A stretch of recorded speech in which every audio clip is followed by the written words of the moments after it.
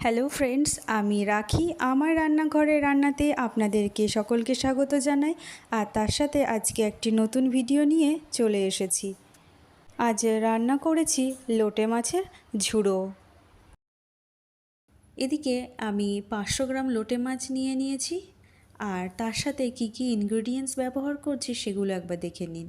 নিয়েছি পেঁয়াজ কুচি, কাঁচা লঙ্কা কুচি, টমেটো কুচি, ধনেপাতা কুচি আর আদা আর রসুন। অবশ্য এগুলোকে আমি পরে থেতো করে ব্যবহার করব। এখন লোটে মাছটাকে পরিমাণ মতো নুন আর হলুদ দিয়ে খুব ভালো করে মেখে নেব।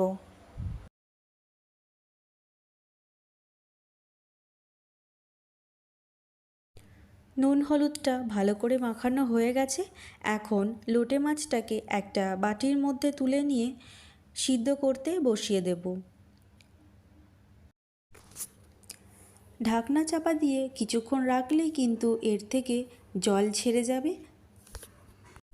দেখুন, ঢাকনাটা এখন আমি খুলে নিচ্ছি।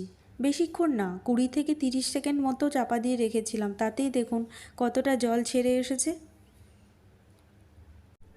এখন একটা স্প্যাচুলার সাহায্যে এভাবে একটু নাড়াচাড়া করব। এইভাবে একটু নেড়ে চেড়ে মাছগুলোকে ঝুড়ো ঝুড়ো করে নেব, তাহলে মাছ এবং কাঁটা দুটো কিন্তু আলাদা আলাদা হয়ে যাবে। অনেকটা পরিমাণে জল ছেড়ে এসেছে মাছের মধ্যে থেকে। এই জলটাকেও তার সাথে সাথে একটু টেনে নিতে হবে। আর এতটা আমি ঝুড়ো ঝুড়ো করে নিয়েছি যে মাছ এবং কাঁটা খুব স্পষ্ট করেই বোঝা যাচ্ছে। অনেকটাই জল টেনে এসেছে। এখন গ্যাসটা অফ করে দিয়ে বাটিটাকে নামিয়ে নেব। এখন মাছের মধ্যে আমি অর্ধেক লেবুর রস ছড়িয়ে দেব। কেন জানি মনে হয় আমার একটু গন্ধ লাগে এই মাছের মধ্যে, তাই সেই গন্ধর তাড়ানোর উপায় হিসাবে আমি এখানে পাতিলেবুর রস ব্যবহার করি।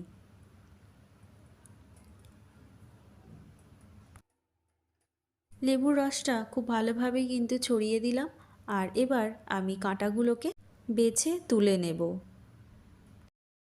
যদি বা এই মাছের কাঁটা খুব নরম হয়, তবুও অল্প কাঁটা বেছে তুলে নিলে মাছটা খেতে খুবই ভালো হয়।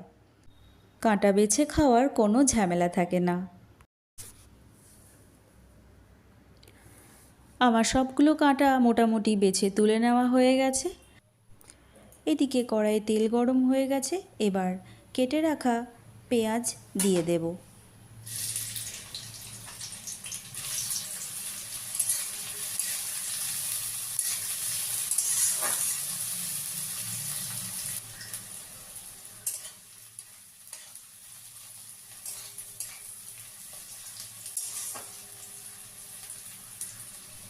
পেঁয়াজটা বেশ মোটামুটি ভাজা হয়ে এসেছে। এর ওপর আমি থেতো করে রাখা রসুনটা দিয়ে দেব। আপনারা চাইলে বেটেও দিতে পারেন। আমি অবশ্য বাটিনি, একটু ভালো করে মিহি করে থেতো করে নিয়েছি। রসুনটা তেলের সাথে একটু ভাজা ভাজা করে নেব। রসুনের কাঁচা গন্ধ চলে গেলে এর মধ্যে থেতো করে রাখা আদাটা দিয়ে দেব।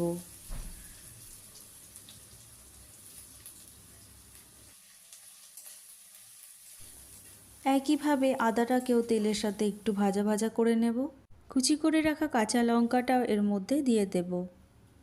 কাঁচা লঙ্কাটাকে তেলের সাথে একটু নেড়ে চেড়ে ওর মধ্যে পরিমাণ মতো হলুদ গুঁড়ো দেব।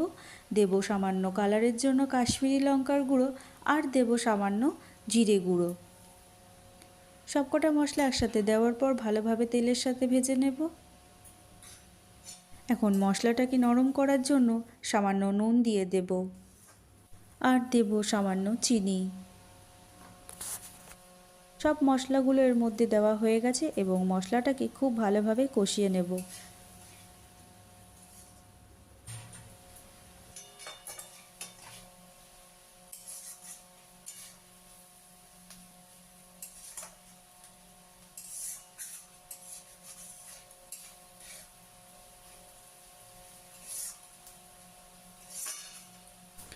মশলাটাকে খুব ভালোভাবে কষানো হয়ে গেছে। এবার এর মধ্যে মাছটা অ্যাড করে দেব।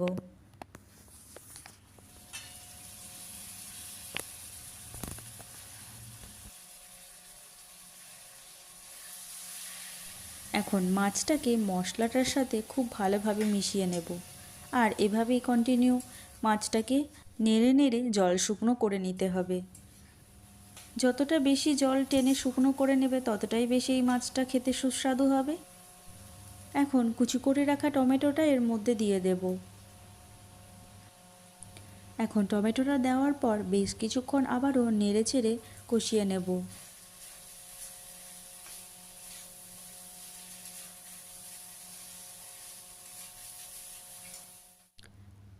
এখানে আপনারা চাইলে টমেটোটাকে মশলা কষানোর সময়ই ব্যবহার করতে পারেন, তবে আমার এই পর্যায়ে আসার পরই কুচনো টমেটোগুলো দিলে বেশ ভালো লাগে। টমেটোটা মোটামুটি নরম হয়ে এসেছে আর মাছটাও কিন্তু প্রায় শুকনো হয়ে রেডি হয়ে এসেছে।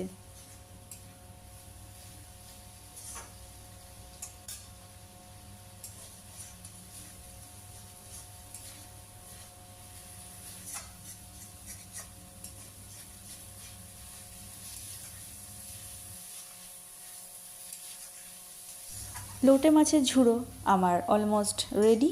এবার আমি এর মধ্যে এক মুঠো কুচি করে রাখা ধনেপাতা ছড়িয়ে দেব আর সেটাকে একটু নেড়ে চেড়ে মাখিয়ে একটা সার্ভিং বোলে তুলে নেব।